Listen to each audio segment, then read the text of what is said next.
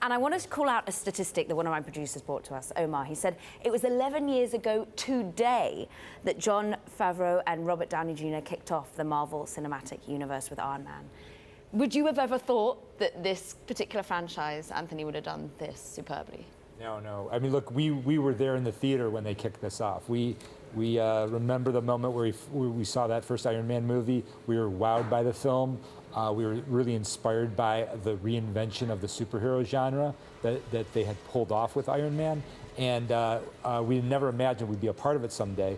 But to see the franchise journey through those 11 years, grow from film to film, build this global fandom based upon the sort of repeated experiences the audiences were having with these characters and developing experiences, and then it finally climaxed in Endgame. So it's been an amazing journey. There's got to be so much pressure by the studios with a big budget film like this, a film that has such a legacy with regards to its brand. How much creative freedom do they give you to sort of do what you want to do? It's an incredible amount of creative freedom, and I think that honestly we live in a time where disruption is welcome in the narrative space. And you know, if you go back and look at the movies we've made for Marvel, we've done 4 of them. The reason we've stayed is because we've had such a great experience. But you know, first movie we did, The Winter Soldier, they let us make the good guys the bad guys. In the second movie, Civil War, we divorced the Avengers. In the third movie, Infinity War, we killed half the characters. And then, you know, we made some pretty big swings in Endgame. And I think that, you know, we're in a time where social media is a driver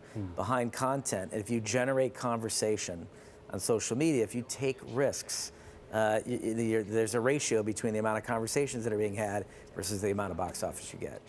Social media is a fascinating way to talk about disruption. So too is streaming. And how is that sort of a conversation affecting how you will continue to potentially work with Marvel in the future and Disney, or is it changing the way in which you think about your business at the moment, Anthony? Well, we love all the variety of ways that you can tell stories as a filmmaker. So the more options that are open to storytellers, the better. This obviously, the films were a very specific experience for audiences. They were big cinematic events that people would get together with their friends or their parents or their kids or their grandparents, whatever the case may be, and all go to the theater together year after year and sort of chart the growth of these characters and the journey of these characters and as they were sort of growing and journeying themselves through life. So it was a very unique experience. Streaming, of course, provides a different kind of experience, but everything is unique. Well, can you talk about streaming? Because you talk about this being a big cinematic event, but a lot of us now are using streaming as sort of our primary way to see newer movies. How are you sort of bridging the gap between what the demands of streaming are and the audience for that versus what needs to go into the cinema? Well, I think you're seeing a merging of the two, really. It's like movies have become more television-like over the past several years, and television has become more movie-like over the past several years. You know, Game of Thrones is as ambitious as anything that you see attempted on the screen. They spend on that show like anything that's on the big screen. In the same way, Marvel's success is due to serialized storytelling. Serialized storytelling was always the province of television, now streaming. So you see a large cross. They're informing one another. I think they're supercharging each other in a way. And also what's so evident at the moment in cinema and in streaming is the globalization of it. And the fact that what really took my breath away was of the $1.2 billion in sales, like almost a quarter, if not more, was coming from China. How are you ensuring that you get that sort of audience, Joe? Well, I think, listen, we travel with these films when we promote them, and we pay very special attention to each and every market. Of course, China is a market that Anth and I have a lot of connection with. We started our own studio called Agbo Studios in partnership with YE Brothers, who are out of China. It's #1 distributor in China.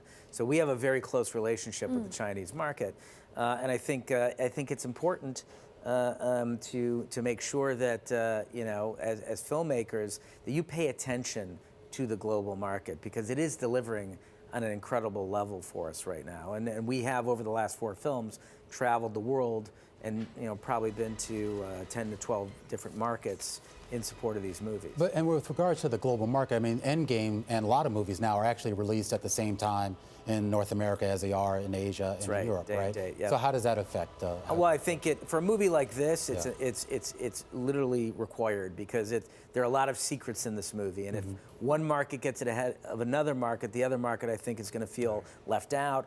You're going to go online and they're going to know what happened in the film. They're going to be disappointed. It could hurt the box office. So it's critically important that a movie like this, especially a conclusion, where everyone in the world wants to celebrate at the exact same time, have a conversation at the exact same time, that you give the movie to all of them together. And when we talk about globalization, we talk about cultural differences, but also this is a very diverse cast that you've got in front of the camera. How have you thought about diversity within the films that you make, and in the behind the camera as well as in front of it, and ensure that that needle is moving, as there's a lot of criticism thrown at Hollywood in that respect? Yeah, I mean, look, diversity is always a value, of course. But again, like Joe mentioned, as we travel the world with these movies and you see how these films transcend cultural boundaries and are popular everywhere, it becomes even more important to represent everybody that is part of the fandom of these films within the films. So there has been a growing diversity within the Marvel Cinematic Universe, and going forward from here, I know, Marvel has been talking about it because the focus has been on this sort of epic conclusion to the 22 movie run up to this point.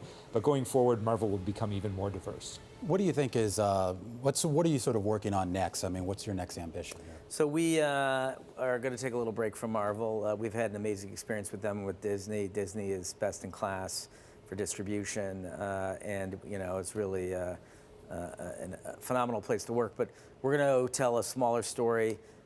We bought a book, the rights to a book a few months back called Cherry, by an author named Nico Walker, loosely based on his life. He was a paramedic during the Iraq War, came back a war hero, had PTSD, got hooked on heroin as a way to cope with his PTSD, ultimately became a bank robber to service his heroin addiction, and it's an indictment of the opioid epidemic. We've lost people very close to us to the epidemic, and I feel like we now want to take the brand that we've created with Marvel and leverage it into a more thoughtful and compelling movie that couldn't get made without that brand leverage.